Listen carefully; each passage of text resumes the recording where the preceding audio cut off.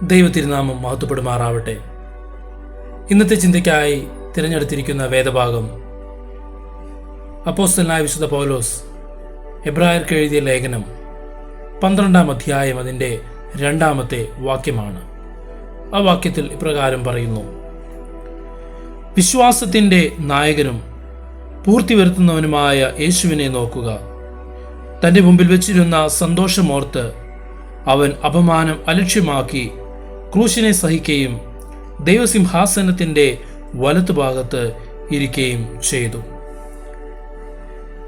ഈ വാക്യം വിശ്വാസികൾക്ക് ആത്മീക ജ്ഞാനത്തിൻ്റെയും ഉൾക്കാഴ്ചയുടെയും സമ്പത്തിനെ നൽകുന്നു.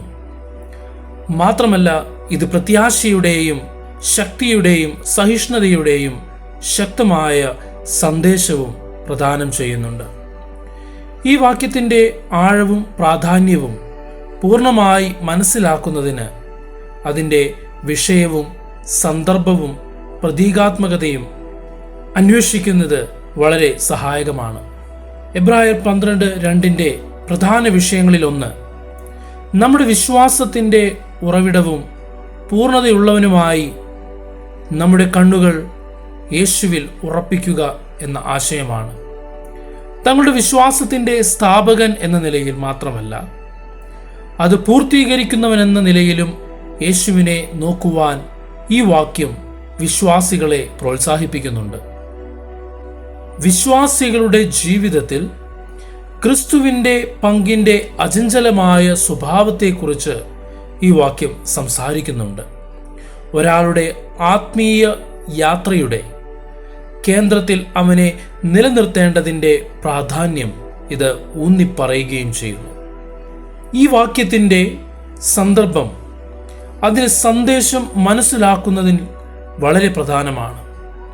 തങ്ങളുടെ വിശ്വാസത്തിൽ പീഡനങ്ങളും വെല്ലുവിളികളും നേരിടുന്ന ഒരു കൂട്ടം യഹൂദ വിശ്വാസികൾക്കായി എഴുതിയതാണ് എബ്രായ ലേഖനം.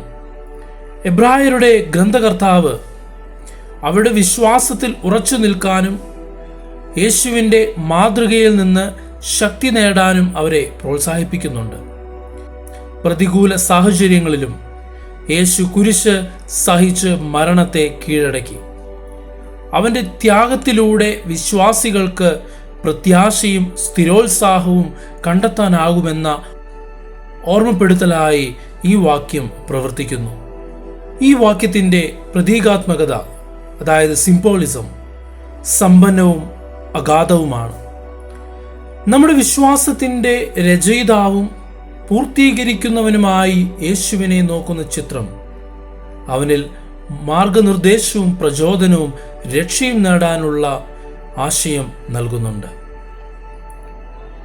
കുരിശ് സഹിക്കുകയും നാണക്കേടിനെ നിന്ദിക്കുകയും ചെയ്യുന്ന യേശുവിൻ്റെ പരാമർശം മനുഷ്യന് വേണ്ടി അവൻ സഹിച്ച കഷ്ടപ്പാടുകളിലേക്കും ത്യാഗങ്ങളിലേക്കും വിരൽ ചൂണ്ടുന്നു. ഈ സിംബോളിസം ക്രിസ്തുവിൻ്റെ സ്നേഹത്തിൻ്റെ ആഴത്തെയും അവൻ്റെ പുനരുദ്ധാനത്തിലൂടെ അവൻ നേടിയ ആത്യന്തിക വിജയത്തെയും ഓർമ്മിപ്പിക്കുന്നുണ്ട്. കൂടാതെ ദൈവത്തിൻ്റെ സിംഹാസനത്തിൻ്റെ വലത്തുഭാഗത്ത് യേശു ഇരിക്കുന്നതിനെക്കുറിച്ചുള്ള പരാമർശം അവൻ്റെ ഉന്നതമായ സ്ഥാനത്തെയും അധികാരത്തെയും നമുക്ക് കാണിച്ചു തരുന്നു. ഇത് ദൈവത്തിനും മനുഷ്യനും ഇടയിലുള്ള മധ്യസ്ഥൻ എന്ന നിലയിലുള്ള അവൻ്റെ പങ്ക് എടുത്തു കാണിക്കുകയും അവൻ്റെ ദൈവിക സ്വഭാവത്തെ ഊന്നിപ്പറയുകയും ചെയ്യുന്നു. ഈ വാക്യത്തിലെ പ്രതീകാത്മകത അല്ലെങ്കിൽ സിംബോളിസം വിശ്വാസികൾക്ക് ക്രിസ്തുവിൽ കാണുന്ന പ്രത്യാശയുടെയും ഉറപ്പിൻ്റെയും ശക്തവും ഗാഢവുമായ അനുഭവത്തെ കാണിച്ചു തരുന്നു. ഈ വാക്യം മുഴുവനുമായി നാം ചിന്തിക്കുമ്പോൾ വിശ്വാസികൾക്ക് ശക്തിയുടെയും സ്ഥിരോത്സാഹത്തിൻ്റെയും പ്രത്യാശയുടെയും സന്ദേശമാണ് നൽകുന്നത്.